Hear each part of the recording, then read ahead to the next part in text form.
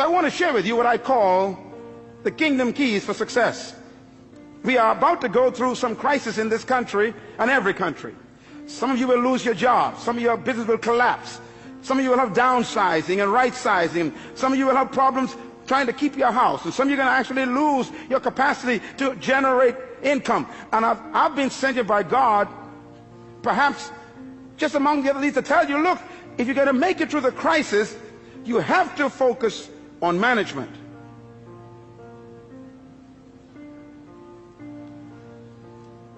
Here's God's successful key.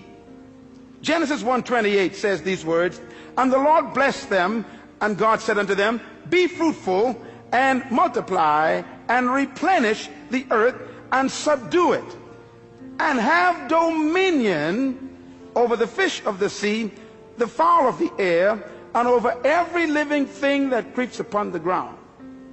Now, listen carefully, because this is really the heart of God's mandate. In Genesis 1:26, God says these words about you. Let them have dominion over the earth.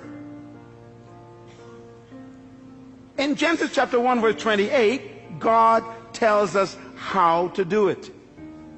Dominion means to govern, to rule, to control, to manage, to lead. Now in verse 28, he tells us how to dominate the earth. He gives us the process. Please get your pen. You're going to write this down, because anyone who wants to dominate in the earth will have to follow God's simple process. First of all, the 4 keys of principles of success in God's program. Number 1, be fruitful. God never said to be seedful. The first command God gave man was to be what? Fruitful. It's impossible to produce fruit unless it was preceded by seed. God will never demand what doesn't exist already. So God's first command is to be fruitful. Now, when I looked at the word fruitful in the original Hebrew, it does not mean to have children. It shocked me. For example, if having children was the essence of God's command, then Abraham didn't do a good job with just one legitimate child.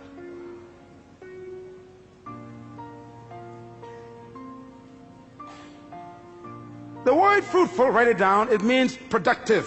Be productive.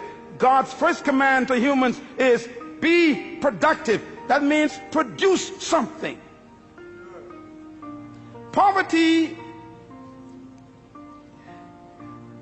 is the absence of self-production. I remember when Jesus was laying on the floor one day eating, a woman walked in. It was illegal for her to do that where men were eating at that time, and she stepped over Peter, James, and John, and she came to him, and she took this beautiful stone bottle, and she broke the top, and she poured this ointment over his body, and she began to rub it into his flesh and into his feet, and the scent filled the room, and right away the men knew this scent indicates a quality of ointment that was very expensive. Matter of fact, it was imported from Egypt. They knew it. It was used for embalming bodies. It cost $12,000 to $13,000 US in our day. That's why they said this is a year's wages in one bottle. And they complained to him and said, sir, why do you let this woman waste this precious money on your body? And Jesus said something very important. They said it could have been given to the poor. His answer was, the poor you always have with you. Now, when I looked at the word poor there, it shocked me. It doesn't mean those who lack. It means non-productive ones.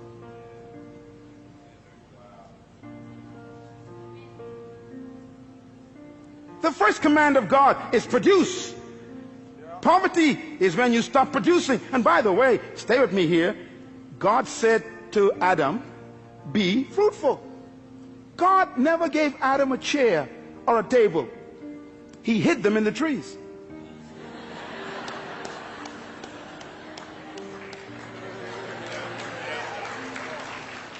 God never gave man shoes. He hid them in the cows.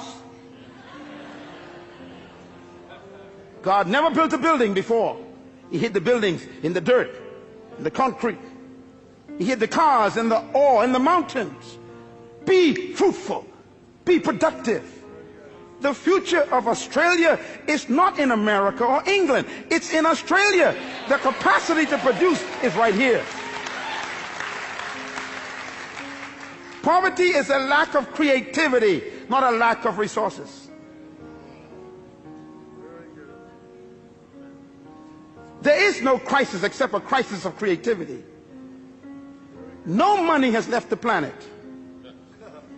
No matter what they say around the world, no money went to the moon, no money went to Mars. It's all still here. And it will be attracted to creativity, because crisis creates creativity and innovation. It is those who are productive that will attract resources.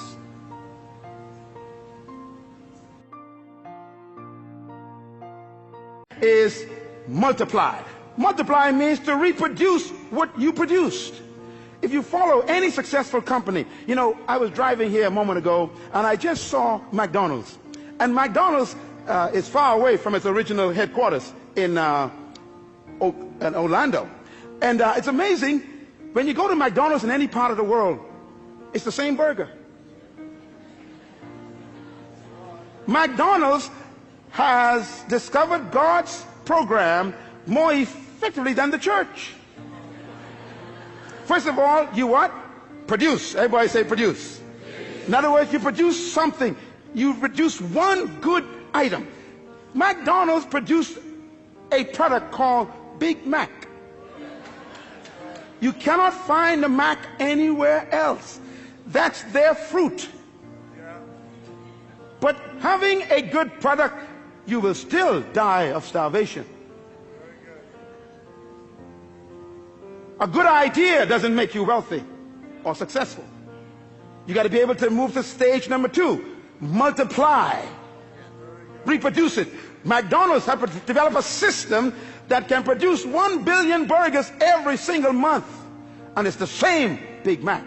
In China, in Ukraine, in Mexico, it's the same burger. In the Bahamas, in Jamaica, in Trinidad, in London, it's the same burger. Why? They have learned to move God's second stage. They produce and then they reproduce. Every successful business on earth has stolen God's process, and only the church have missed it. That's why we're broke. Microsoft, Bill Gates produced one good fruit, and then he put the system in to multiply it. What you cannot reproduce will die. The third command of God is very important. He said replenish. Everybody say replenish. The word replenish means to distribute. You know, it's incredible. God's ideas are all business ideas. Why? You are a manager.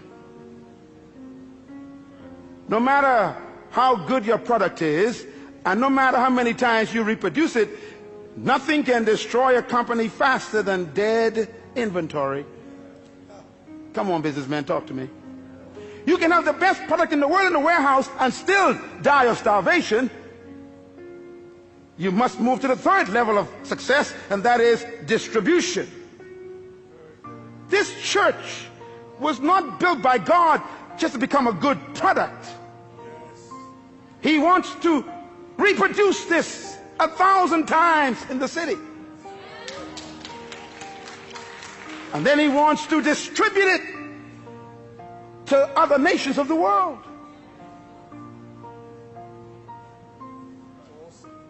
Any company, anywhere in the world, who are successful have followed God's program. The fourth level of God's success management program is, he said, subdue. Subdue means to control the market. You know, McDonald's have no interest in competition. They are after domination. Yeah. If you are in business and you don't have a plan to dominate the market, get out of the business. Bill Gates is the wealthiest man in the world today because he was the most successful human so far in our generation who successfully followed God's program. He produced a fruit, he reproduced it, and then he distributed it in every computer, and he was so successful that the entire government was threatened in the United States. He began to dominate the entire computer market. So they called him into Congress, sat him down, and said, "You can't do this. You're too successful. You can't control every computer in the world." His success made him a threat. What are you doing with your gift? That's why I'm here today. You were born with a gift. Oh, I need 2 more sessions for this. This is too important. Listen to me. Your life is a packaged seed bag.